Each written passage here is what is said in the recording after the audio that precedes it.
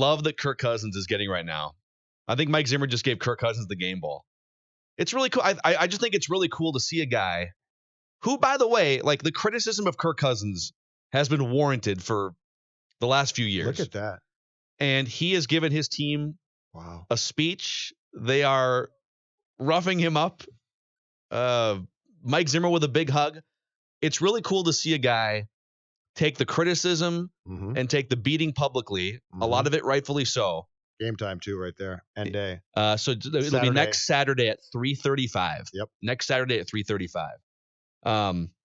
It's just really cool to see a guy step up and make that throw. I mean, that was a stick it down everyone's throat throw. Yep. Take the narrative, crumple it up, and throw it 45 yards down the field to Adam Thielen. And that's what he did today. And just as far as the broader picture too, for these guys to come out as a team and play like this, I just didn't see it coming. Yeah. After, the Packers game, I thought to myself, good luck.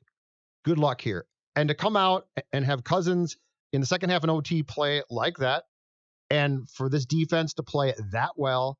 I mean, Drew Brees looked, how can I put this? He looked lost.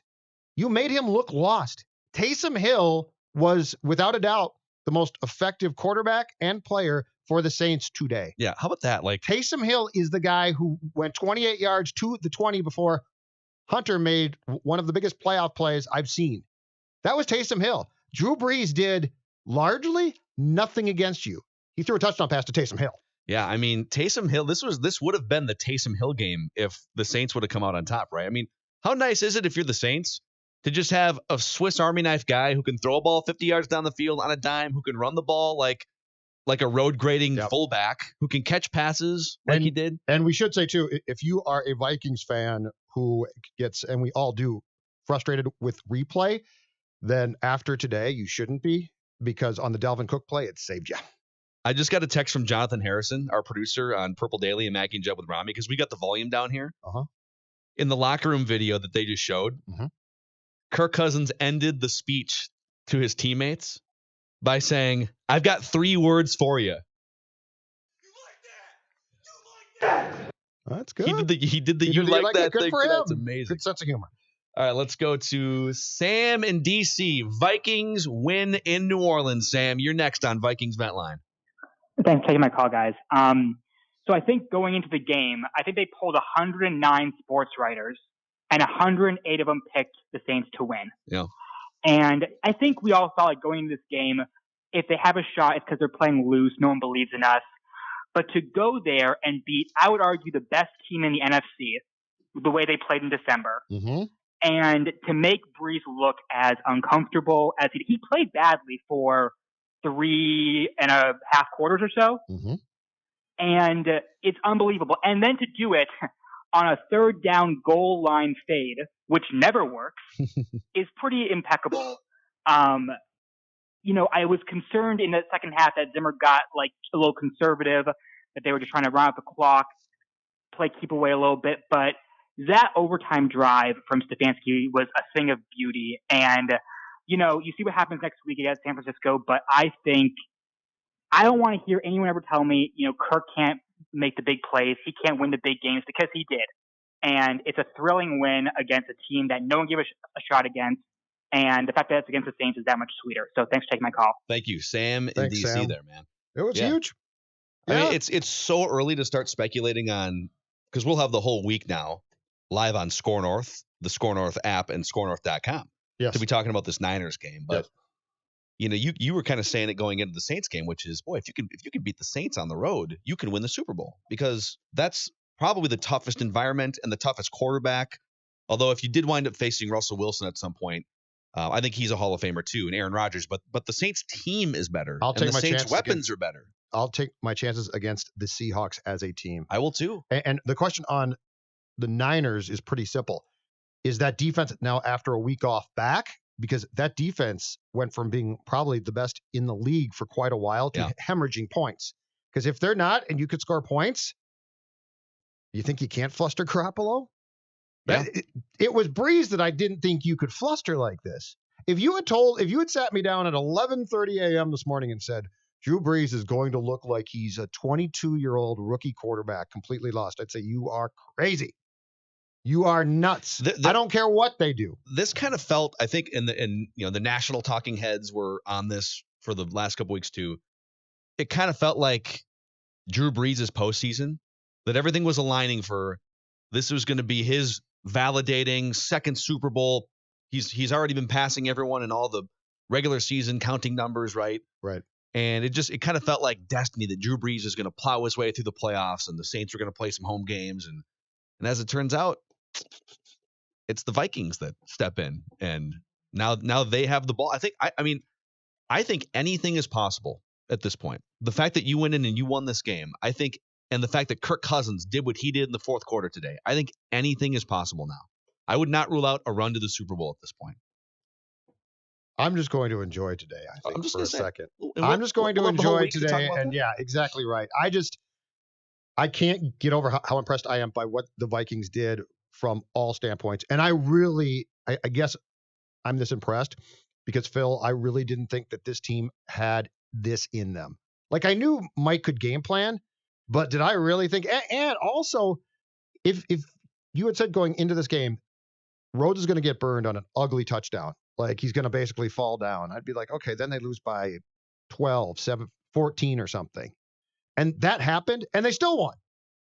And they gave up, by the way, 20 points to the Saints in the Superdome. Yeah, it's pretty 20 points. It's nothing. And as far as yardage, like 50 came on kind of a razzle-dazzle play with Taysom Hill throwing a ball down that Xavier Rhodes, if the Vikings would have lost this game, would have been the thing we talked about for 20 minutes. And we will get to Xavier Rhodes and the roundabout route he took on that 50-yard pass. Yep. But this is a time for Vikings celebration. Corey in Las Vegas, what's going on, man? Now that I officially have no nails from that nail biter of a game, wow, that was awesome. But the defense, boy, they truly stepped up today.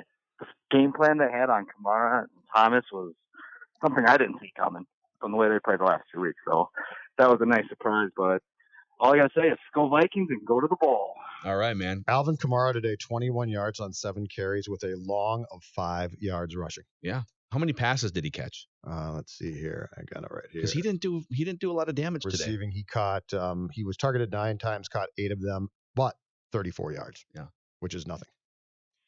Is it Malik and Mankato? Yes, it is. What's going on, man?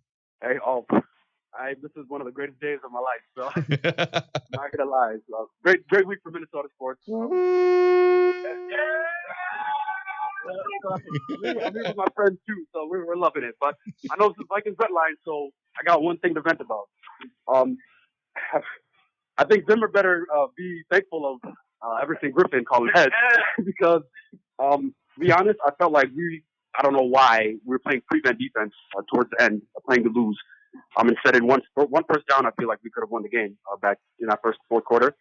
But I'm not gonna lie, I'm just so happy right now. I'm like, top 5 Minnesota moment. But I don't know what Zimmer was doing towards the end of the game. That's just kind of what I'm thinking. We all thought. Sure. Yeah, I don't know if you guys want to talk about that, but I'm just so happy. Go Vikings, and that's all I got. All right, that's Malik and his friends in Mankato. Well, I would say this because the Vikings had a chance to put the game away late, and they wind up punting the ball away, and then the Saints come down. The Saints kick a field goal at the end of regulation, and I sort of chalk it up to the Vikings were caught between trying to gain yards, but also trying to make sure that they grinded the clock down and they made the Saints burn timeouts. And they also didn't fully trust Kirk Cousins in some of those the second and 17 and the third and 19. He's not just gonna wing it into 8 defenders down the field. I think the mistake they made on that drive was when it was 2nd and 17, that's your passing down. 2nd and 17 is when you should pass and try and get your 8 yards. They hand off to Dalvin Cook. He loses a couple yards. Now it's 3rd and 19. They call a pass play. He rolls out to his right, Kirk Cousins. And this might sound ridiculous, but he takes a smart sack in that spot because if he decides to throw the ball and it's intercepted and it's coming back the other way, that's a problem, maybe even a pick six.